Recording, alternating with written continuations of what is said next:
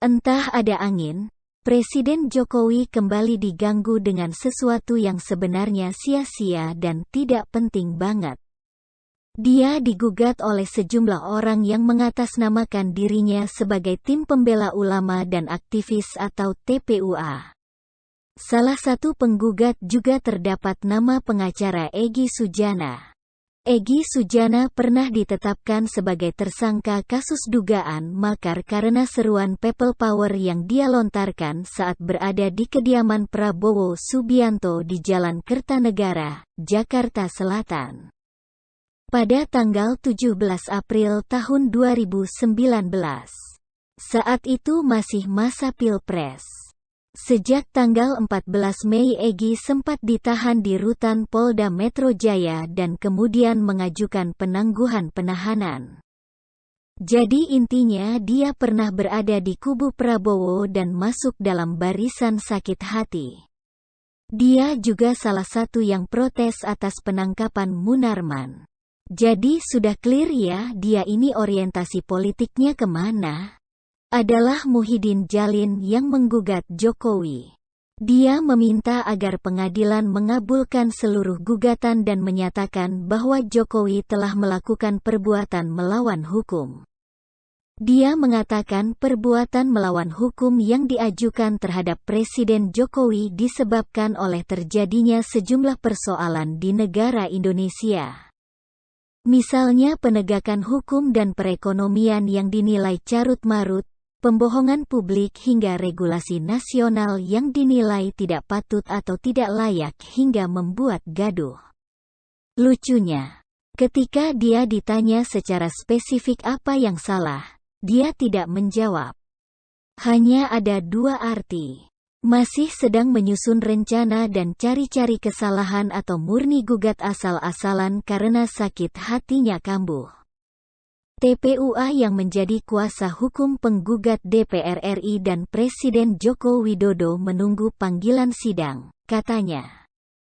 TPUA juga menggugat DPR RI yang dianggap ikut menyebabkan sejumlah persoalan di bangsa ini. Dari gugatan ini, ujungnya mungkin sudah bisa kalian tebak sendiri. Harapannya Jokowi dinyatakan bersalah, dihukum atau bahkan dilengsarkan. Harapan mereka yang sampai saat ini belum tercapai. Ini benar-benar ide gila plus stres plus tak waras plus sakit hati yang bercampur jadi satu mirip gado-gado. Gila karena ada yang berharap hakim bisa memutuskan Jokowi harus mengundurkan diri. Hanya MPR yang bisa melengsarkan Jokowi. Stres karena Pilpres 2019 lalu tidak bisa ganti presiden. Jokowi tetap menang dan jagoannya kalah lagi. Tak waras karena Jokowi hingga saat ini tidak melakukan tindakan berat apapun yang membuatnya terancam dilengsarkan. Presiden dan wakil presiden dapat diberhentikan dalam masa jabatannya oleh MPR atas usul DPR, jika terbukti melakukan pelanggaran hukum berupa pengkhianatan terhadap negara, korupsi, penyuapan, tindak pidana berat lainnya, atau perbuatan tercela. Faktor lainnya adalah apabila terbukti tidak lagi memenuhi syarat sebagai presiden dan wakil presiden, misalnya menderita penyakit berat. Tidak ada UU yang menyebut bahwa presiden bisa diturunkan jika ada tuntutan dari segerombolan barisan sakit hati yang tidak senang dengan presiden. Tidak ada aturan negara yang menyebut begitu. Sakit hati karena Jokowi sampai saat ini masih jadi presiden. Lihat saja mereka ini, katanya tim pembela ulama dan aktivis. Kalian pasti sudah tahu ulama mana yang mereka maksud. Miriplah dengan kelompok penjual agama yang jualan ulama untuk kepentingan pribadi dan politik. Nama tergugatnya jelas, yaitu presiden. Nama-nama aktivis dan ulamanya tak jelas siapa. Ini jelas ada muatan politisi bercampur sakit hati. Sangat sulit untuk tidak menertawakan kebodohan mereka ini. Begitu putus asanya mereka untuk menjatuhkan seorang presiden. Ngaca dulu dong. FPI yang merasa kuat aja diobrak-abrik dalam sekejap. Rizik yang katanya garang aja sekarang nyalinya menciut dan gemetaran menunggu nasib.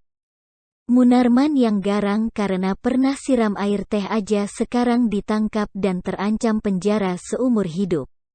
Lah, mereka mau menggugat presiden hanya dengan modal isu yang tak jelas? Segala cara dilakukan, bahkan cara-cara yang tidak masuk akal pun ditempuh. Sungguh tak tahu malu. Endingnya sudah pasti. Mereka bakal kalah. Ujung-ujungnya mereka bakal menuduh presiden kebal hukum. Tidak pro ulama dan aktivis. Narasi basi. Kasihan mereka ini kayak orang stres.